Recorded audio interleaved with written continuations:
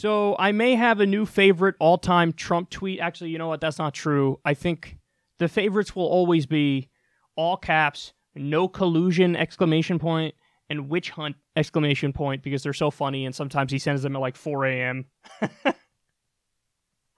It's just hilarious to me. But this one is great for other reasons you're about to see. Take a look. Trump said, "Everybody agrees that Obamacare doesn't work. Premiums and deductibles are far too high. Really bad health care. Even the Dems want to replace it, but with Medicare for All, which would cause 180 million Americans to lose their beloved private health insurance."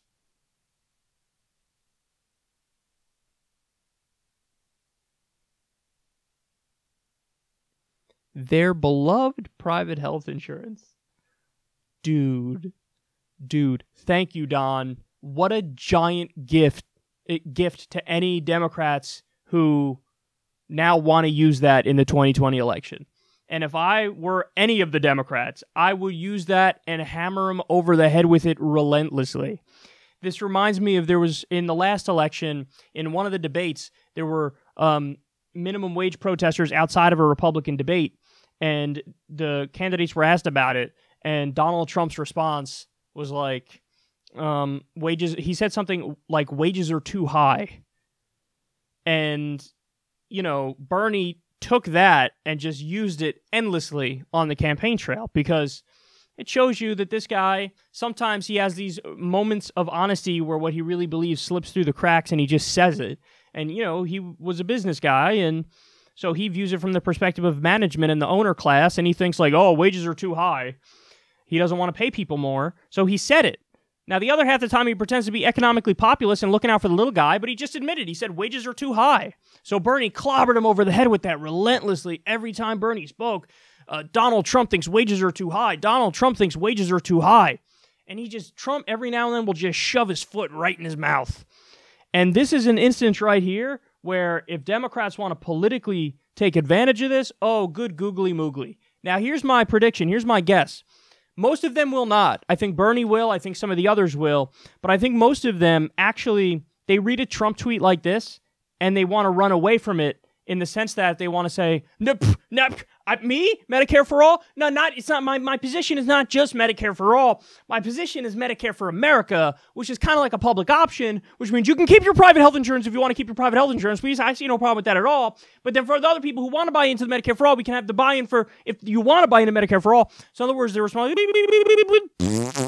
they get scared, and they're scared of their own shadow, and they run away, which is Democrat idiocy 101, which is, I don't know how to make a case and double down and argue for something that I'm supposed to believe in. Whereas Bernie, he will do that. And some of the others, I think, will do that. And, I mean, I'm telling you, man, this is as good as it gets. I would quote this shit in an attack ad in a second. He called private health insurance Americans, quote, beloved private health insurance. Who will think of Cigna and Blue Cross Blue Shield? Hashtag Blue Cross Matters. I mean, what a joke. So, insurance companies are despised. You want to know why? Because they're unnecessary, rapacious, for-profit mafia middlemen between you and your doctor. And for the record, they have actual death panels. Before you're approved for your insurance to cover a surgery for you or something, there's an actual decision that they make. And oftentimes they say, I don't know, we're going to just categorize this as experimental. We're going to say it's not absolutely necessary. There might be other ways to do it, so we're not going to cover your surgery here. And there are decisions that are absolutely made from health insurance companies that are life and death decisions. And they don't always come down on the side of, yeah, we're going to cover it. By its very nature, think of how a for-profit health insurance company works. By its very nature, they make more money by denying more care. Think about that. That's mind-boggling, right? They make more money by denying more care. In fact, pre-Obamacare, there were entire departments in these for-profit health insurance companies that engaged in a practice called rescission. You know what rescission is? It's where they go back and they try to look for any reason they can to nullify your contract with them when you need them the most. So you might be paying them $500 a month, and then time comes where you need surgery. And they're like, well, we'd love to cover your surgery, but you never told us that you had acne when you were a teenager, and that counts as a pre-existing condition, so therefore you lied to us, therefore our contract is null and void, and we're not covering dick. This is what the for-profit health insurance companies do. Putting aside their most evil practices and the fact that they are the literal death panels, what's your experience like with them? I'll tell you what my experience is like with them. My experience is they tell me every month, pay me a shitload of money. I pay them a shitload of money. Then when I need them to be there, when I got to go to the doctor for some reason, they go, okay, now you pay the first like $5,000 and then we'll pick it up. Why the fuck am I paying you every month? I got to pay the first $5,000? The fuck are you talking about? Insane copays, insane deductibles. You got the CEOs of these companies making tens of millions of dollars a year. You only have like 80% of the money going into the health insurance company going to actual care. 20% is going to overhead costs. For Medicare for All, it's like 95% that goes to actual care. Only 5% goes to overhead costs. I mean, we have an insane system in this country. We pay like double what other developed countries pay, and we still have like 30 million people who are uninsured, and we still have worse health outcomes. So this is, I mean, beyond absurd. This is ridiculous. And Donald Trump just said, beloved private health insurance. Beloved private health insurance.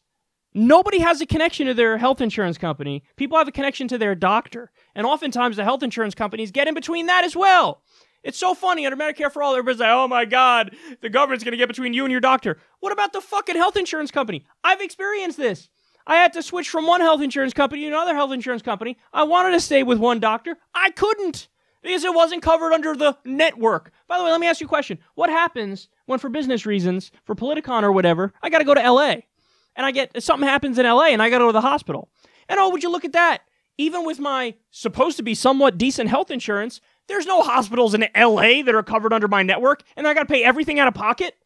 This is the fucking system we have, and this son of a bitch calls them beloved private health insurance? Beloved. Beloved. What is wrong with you? Oh, he's up there in his ivory tower, man. Jesus Christ. Can Democrats please go to work on this? But they won't because they don't know what they're doing. Let me explain something to you.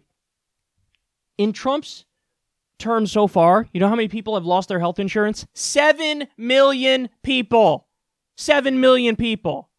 Why doesn't every American know that number? Because the media doesn't talk about it much, and the Democrats don't scream it from the rooftops. Do that. Let everybody know. Under Trump, 7 million people lost health insurance. Scream it over and over and over and over and over and over. You know what else you should scream? The Trump care bill, the Republican health care bill that was supposed to be the replacement for Obamacare. And by the way, 7 million people lost health insurance because largely of Trump's executive orders on this.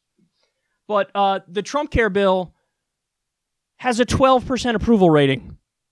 And Trump's out there saying, the Republicans are going to be known as the party of healthcare. Your fucking bill has a 12% approval rating, you dipshit. What does Medicare for All have? 70%. God damn it, I need you to clobber him over the head with this stuff, man. This is embarrassing stuff. This is the President of the United States. And look at what he's saying. Beloved private health insurance. When they're one of the scourges on this country, man. So I like what Bernie said about this. Bernie, the Republicans, the RNC, did this attack against Bernie where they played a clip of him on Chris Hayes where he talks about eliminating private health insurance. And Bernie's response was, you're damn right. Which I love. Now, to be fair, under Bernie's bill, they still allow for supplemental private care. But it's just that, supplemental. The default is you're covered. And you're covered because we'll have a single-payer system like every other developed country. But I like that fight. Having that fight in him. They're like, oh my God, you want to get rid of private health insurance? He's like, yeah. Supplemental care, fine. Supplemental private health insurance, fine. But no, it's not the default anymore because the default is insane and is ruining people's lives. Something Donald Trump knows nothing about because he calls it, quote, beloved private health insurance.